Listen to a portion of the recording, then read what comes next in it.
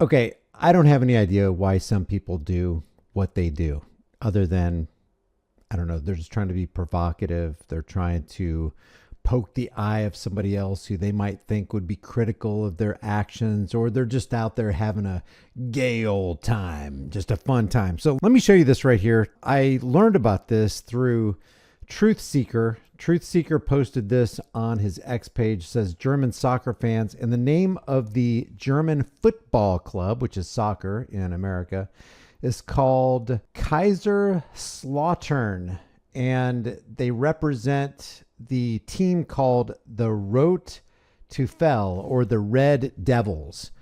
And Truth Seeker says German soccer fans chant and form a giant pentagram to summon Lucifer during the game that was played. And they hold up these banners that are translated, "Hearken, O night, Lucifer, and rise from the abyss. Take our souls, draw us to the light, rule over the world, rise from the flames, and appear." And you can see that it's written in German right there. Now, at first I was like, okay, we live in the world of AI.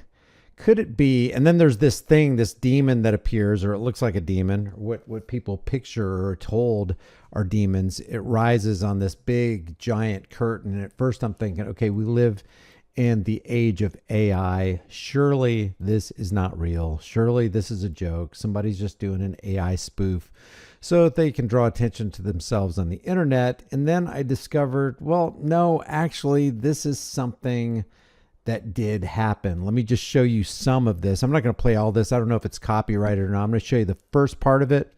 And then I'm going to show you the part where the audience covers themselves in all black, and some members of the audience cover themselves in all red, which forms a pentagram. Check this out.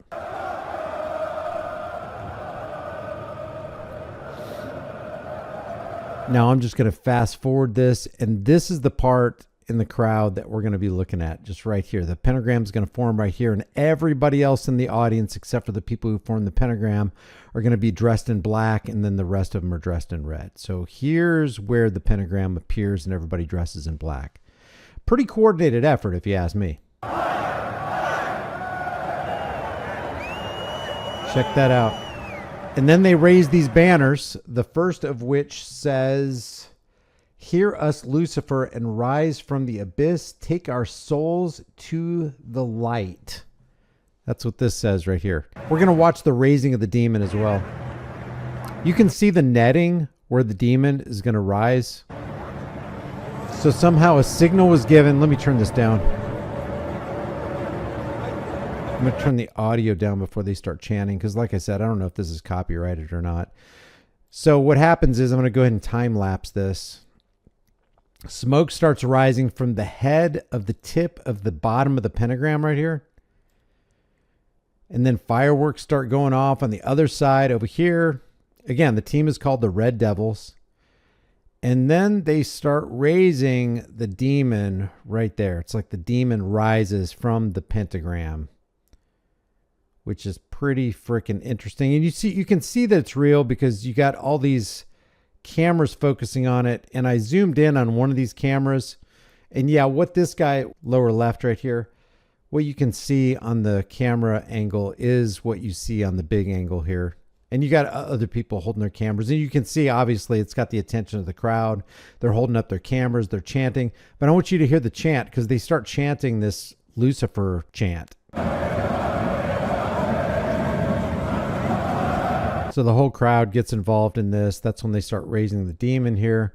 And then they have the last part. Did you notice the bottom? Yeah, you can see the first message peels off. The first line in the message peels off and then reveals the second line. And the second line is, "Draw us to the world, reign, rise from the flames, and appear." So again, just in sequence here. You got everybody in the crowd except for the pentagram folks dressed in black, and then the pentagram folks dressed in red, and then you got the smoke rising, and then the demon rising, and then you've got the message going from the first line to the second line. So yes, it did actually happen, but I want to show you the reaction of people who call themselves Christians, or at least one reaction from this guy called Truth and Bible Prophecy, who had a reaction to this particular thing. Check this out. How does the devil operate in large crowds and mobs? Let us look at this infernal wicked thing. So he's calling Thousands what we just watched an infernal wicked thing. Now, I personally, not being a Christian, I'm not an atheist, but I'm not a Christian. I'm not religious. I don't belong to any kind of religion or anything like that. I see it as just a symbol. And I see that this symbol, this pentagram, is often associated with a lot of people doing kind of dark, weird things. I do see that. But I also see dark, weird things being done by people who wear crosses. Like Madonna used to love to wear the cross. Billy Idol. Remember Billy Idol from the 1980s? He used to wear the cross. A lot of rock bands would wear the cross and do really just strange and perverted looking things. So I just see the pentagram as a symbol. I see the cross as the symbol. As I see an Egyptian ankh as just a symbol that to me don't carry any meaning. A rosary for Catholics means a whole lot, but a Baptist looks at a rosary and it's like, man, you're committing idolatry. You're saying these rote memorization prayers, the Our Father, the Hail Mary, the Glory Be, that is complete idolatry. So you have people even within Christianity condemning other Christians using symbols as being of the devil. But watch what this guy says here. Red Devil fans, most popularly known. They stand in black shirts and they've got the red inverted pentagram. We will play the video shortly. And they have a Latin inscription at the bottom. Is that a big deal? Is the pentagram a big deal? Conversely, is the cross a big deal? Is the Egyptian ankh a big deal? Is the Star of David a big deal? Or are they just symbols that people ascribe meaning to? And this is a serious question. I don't have the answer. Maybe it is a big deal. You let me know in the comments section. Here's another example of people within the realm of Christianity dividing. You've got the Jehovah's Witnesses, who also claim to be followers of Christ, Christians, who say that Jesus died on a torture stake, and anybody who uses a cross, that's Roman Catholicism, and Roman Catholicism is equated to Babylon and the beast 666. So even within Christianity, you have Christians condemning other Christians for certain symbology. I mean, let me ask this question. What if Jesus didn't die on a cross? Let's say he was born later, say in 1970, and he died in an electric chair in an Ohio detention center in 2003. Instead of gold crosses hanging around people's necks and dangling from earrings, would they be little gold electric chairs? I mean, what would Jesus do? Would he have a cross or an electric chair hanging off of his neck to commemorate the guy that he's worshiping? None of this stuff really makes any sense. Then the name of the devil. We will interpret this Latin inscription shortly. Notice the chanting are so loud as the pentagram satanic symbol appear in the midst of them. And the truth is, dear friends, unfortunately, they are summoning the devil for them to be victorious in the game, and they won the game. Are they summoning the devil? I mean, is that truly what you guys believe? Or whoever's watching this video, do you believe that this crowd was summoning the devil? How do we know that Lucifer is the devil? How do we know Lucifer exists? How do we know a character called the devil exists? How do we know this? How do we know, let's say this character, this being called Lucifer, the devil, does exist. Is he evil or is he good? Is it a he or is it a she? How do we know? What's the proof beyond belief? Beyond, well, I just believe it is. Well, you could believe in anything. You could believe in the spaghetti monster, they say. But there's no proof that the spaghetti monster is the master meatball of the universe. So I'm truly asking questions here. Is the pentagram in and of itself evil? Or is it just a symbol of evil? Could it be viewed by some people as a symbol of good? Does it even matter either way? Are these just people's opinions that cause division? Is this a part of the religious structure and the reason for the creation of religion so that we could demoralize, dehumanize, and divide all of humanity into certain subsets and certain groups like politics does? And they say that all glory to the devil that gave them the strength and victory, knowing that every player now in that team is possessed by the devil. Is possessed by the devil. Is that true? is because they summoned Lucifer and said, "Here, Lucifer, and rise from the abyss, take our souls to the light, draw us to the world, reign, rise from the flames and appear." When you say that and you chant it and you mean it, do you actually become possessed by the devil? Do you believe that? If you do believe that, what's the proof for that? Beyond some guy just saying that, just take my word for it because I said it and I believe it, so you should believe it too. If you don't believe it, then you're brain dead. What's wrong with you for not believing this? Is it true that these people are possessed by the devil now because they said this chant and were having fun? Nobody was harmed. Nobody was threatened. No property was damaged. They just peacefully, cheerfully displayed this banner, rose a demon, displayed a pentagram.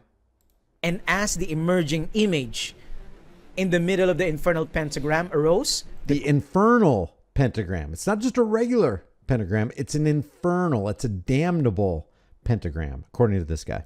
Crowd goes wild. And notice, dear friends, in the video that they changed the last Latin message to ad lucem, which means to the light.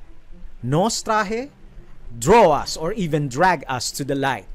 Orba mundi rena rule, the orb of the... Drag us to the light. That's interesting because I think drag in Greek is, if I remember right, this has been years, I think it's elkuo, and elkuo only appears 6 or 7 times, maybe 5 or 6 times in the Greek New Testament, and it literally means to drag against one's will. It's used when Peter draws his sword from the scabbard and cuts off Malchus's ear.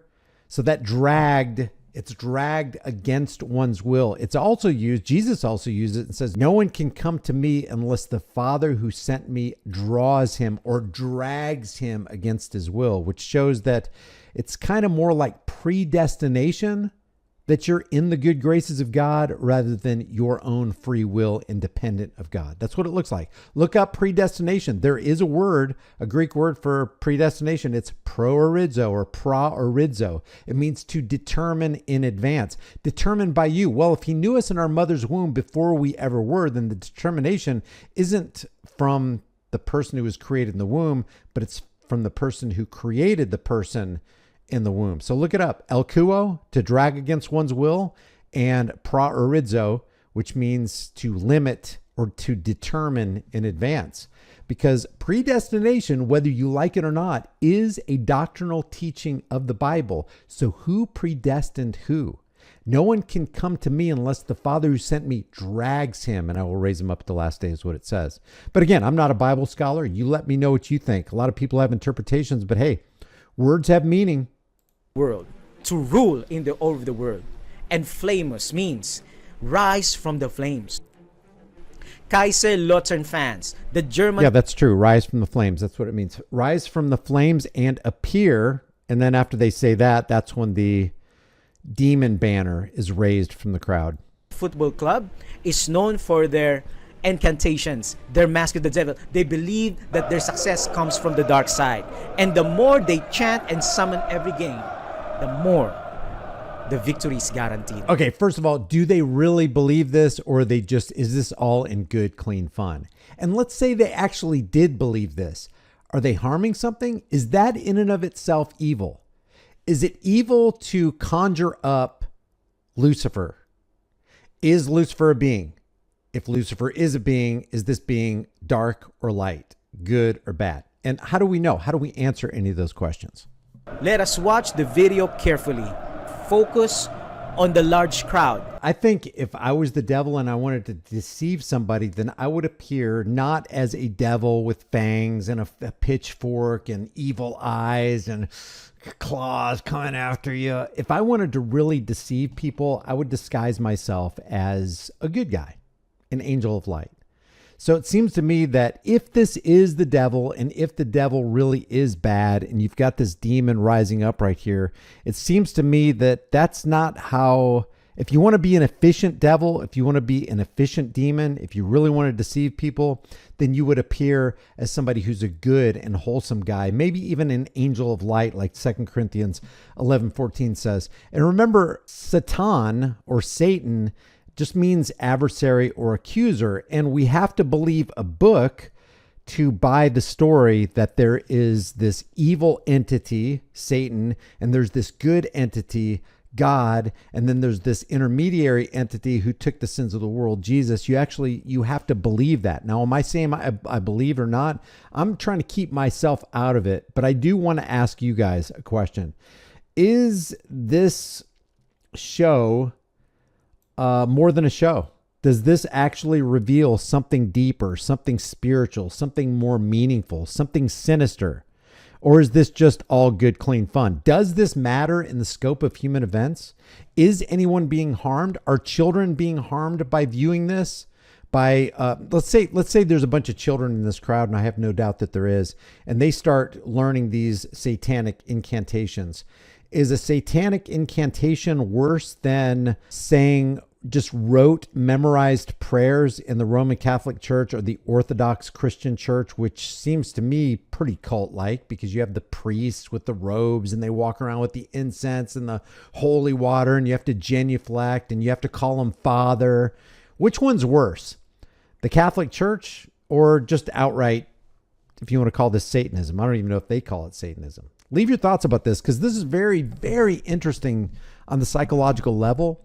There could be a lot of things that I got wrong here, but I'm just asking. I truly want to know what you guys have to say. Is this evil?